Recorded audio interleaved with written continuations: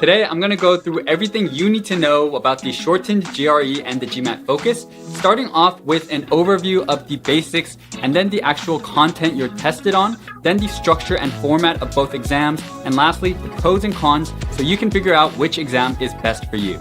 Alright, with that said, let's start off with an overview of the basics for both exams. First, the GRE is offered by ETS and the GMAT by GMAC. And while both are accepted and given equal consideration by business schools, the GRE is also accepted by master's programs, PhDs, and law schools, while the GMAT is mainly for MBA programs, but also accepted by some business-related master's programs. As a result, about 340,000 take the GRE annually, and it's accepted by over 1,300 business programs, while about 110,000 take the GMAT, which is accepted by over 7,700 business programs. In terms of cost, the GRE costs $220, while the GMAT costs $275 at test centers or $300 online, and I have no idea why it's more expensive online. When it comes to exam timing, the GRE is a little shorter at 1 hour and 58 minutes with a 10-minute break, while the GMAT is 2 hours and 15 minutes with an optional 10-minute break. Lastly, the scoring scales for the two tests are very different. The GRE is scored from 260 to 340 amongst its three sections: analytical writing, which goes from 0 to 6, verbal, which goes from 130 to 170, and quant, which goes from 130 to 170. The GMAT is scored from 205 to 805, and all three of its sections, verbal, quant, and data insights, are scored from 60 to 90.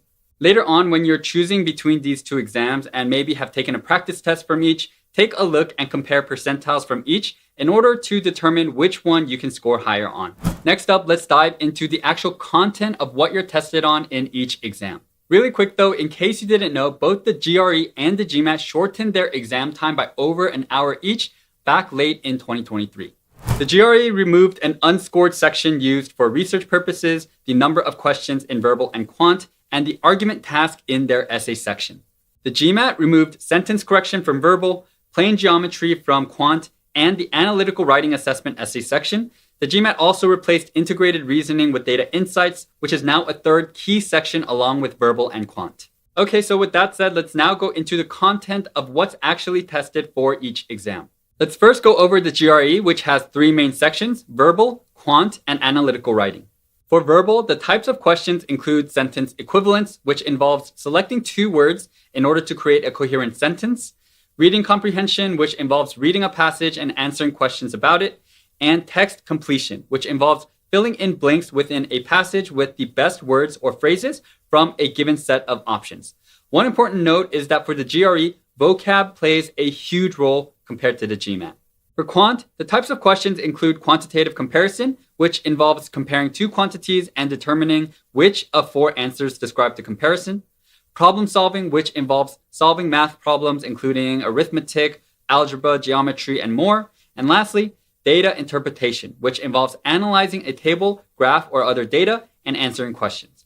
One important note is that the GRE math is easier than the GMATs and also allows for the use of an on-screen calculator, whereas the GMAT does not. For the analytical writing section, the GRE requires you to write an essay that presents and supports an argument on a given topic, which is called the Analyze an Issue task. And here is an example of the prompts you can be given, and here are some sample issue tasks and their prompts. Lastly, when it comes to the types of questions, the verbal and quant sections have multiple choice, in which there can be one or multiple answers. And the quant section has something called numeric entry, which means you have to solve for and enter a specific number. Next up, let's go into the GMAT, which also has three sections: verbal, quant, and data insights. For verbal, the types of questions include reading comprehension, which is similar to the GRE, where you read a passage and answer a question. And then there's critical reasoning, which involves analyzing arguments and determining the logic and structure behind them. For quant, the types of questions include problem solving, which involves solving math problems just like the GRE, but note that the GMAT math is known to be considerably harder. For data insights, you're tested on your ability to interpret graphs, charts, and tables, and so the questions require integrated reasoning in which you combine data from multiple sources and formats to answer questions. You're also tested on something called data sufficiency, which involves determining whether there is enough data to answer a given question. Lastly, when it comes to the style of questions, the GMAT is a lot simpler in that all questions are purely multiple choice. All right, so now that you know the content that you're tested on, let's now go into the structure and format for each exam. Starting with the GRE's structure, Verbal has 27 questions that are divided into 2 sections that last for 18 minutes and then 23 minutes for a total time of 41 minutes. Quant also has 27 questions divided into 2 sections that last for 21 and then 26 minutes for a total of 47 minutes. Lastly, the analytical writing section includes 1 essay, which lasts for 30 minutes. And so including the mandatory 10-minute break, the GRE in total takes 2 hours and 8 minutes to complete. Moving on to the GMAT structure, Verbal has 23 questions, Quant has 21 questions, and Data Insights has 20 questions, and you are given 45 minutes for each. And with the optional 10-minute break, the total exam time is 2 hours and 15 minutes. Now moving on to format, this is an important aspect of how these 2 exams differ. The GRE is section adaptive, meaning that the difficulty of the second section depends on how well you do in the first section for Verbal and Quant. On the other hand, the GMAT is question adaptive, meaning that the difficulty changes with each question depending on whether you answered the previous question correctly in each section. As an important note though, whereas previously you couldn't change any answers, with the GMAT Focus, you can now flag questions as you go along and change up to 3 answers at the end of each section. Overall though, this means that the better you're doing in both exams, the harder it gets. And so that's really one of the painful things about each of these exams. Typically, the best way for you to figure out which exam is the best for you is to take a practice test for the GRE and the GMAT and then figure out which one makes you a more competitive candidate. On that note, you can actually get a free GRE practice test in this video's description thanks to our sponsor for today's video, Magoosh, who offers a 30-minute verbal or quant practice test or a 1-hour exam where you can test out both sections. Magoosh has helped millions of students and is now fully updated for the shortened GRE and is one of the few US test prep companies that use official GRE materials and questions to help you prep, which is super important in simulating real test conditions. For just a fraction of what you would pay for competitors, Magoosh offers multiple full-length tests, video lessons you can use on your desktop or phone, custom study schedules, over 1,600 practice tests, and an ambitious score improvement guarantee of +5 on your score or more, or your money back. If you're thinking about taking the GRE, be sure to check out Magoosh. I'll leave information for everything, including their free practice tests, in this video's description. All right, now moving on, let's go into the pros and cons of each exam so you can figure out which one is the best for you. Starting with the GRE, let's go into the pros. The first is that the exam is much more widely accepted by graduate programs. So if you're not sure if business school is the only path for you, then the GRE may be a better fit. Second, there is no data insights section, so you can really focus your prep on verbal and quant, which are the most important sections, because the essay section is not as important, not looked at as much, also is not really that hard. Third pro is that the GRE allows you to change your answers within a section when you are going throughout the exam, and so there's a little bit less pressure. And then fourth, last but not least, the GRE is a little bit cheaper, and so that is a pro as well. Next, let's go into the cons of the GRE. Most top MBA programs, let's call it the top 15 to 20 in the US, they all state that they do not care if you take the GMAT or the GRE, but there are some business programs that do care and do prefer the GMAT.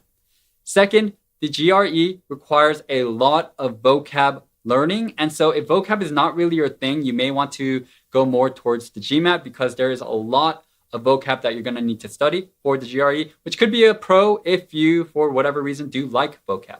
Moving on to the GMAT, the first pro is that while most MBA programs will say they don't care if you take the GMAT or the GRE, I do think that there is a slight preference because historically, most MBA programs on their class profiles and when they're listing the average or median GMAT scores on their websites will list the GMAT, but not always the GRE. And so I do think there is that slight preference. And when you're recruiting in the future for consulting or banking, a lot of these types of companies do recognize the GMAT and they're scoring a little bit more than the GRE. And so that'll really help you more in your candidacy if you're able to have a high GMAT score. The second pro is that there is no essay section. So if writing is not your thing, that's a great thing about the GMAT. Third, the GMAT now allows you to go back and revise 3 answers to questions maybe you're not sure about, and so that relieves a little bit of stress.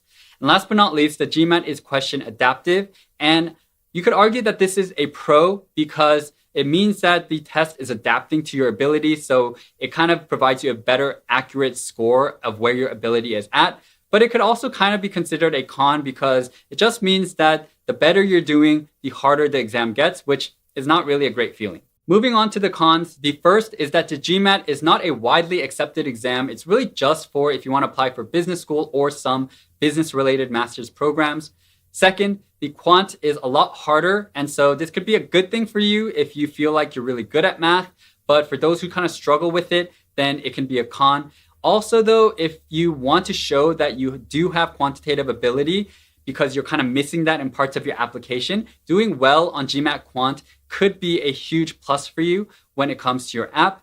And last but not least, the GMAT has the data insights section, which is a third key core section that contributes to your score. So not only do you have to study for quant and verbal, you have this third data insight section as well. Now, I've done my best to stay pretty unbiased throughout this entire video, but I do want to just mention that if you have an equivalent GMAT and GRE score, I would suggest that you go with the GMAT just because I do think it's still slightly favored by MBA programs no matter what they say. But I will say that if you have a higher GRE score, then I would say to apply with that. I have a lot of my Wharton MBA classmates who got in with the GRE, so don't really worry too much about which one. Focus on the one you can get a better exam score on, and that's really the one you should apply with.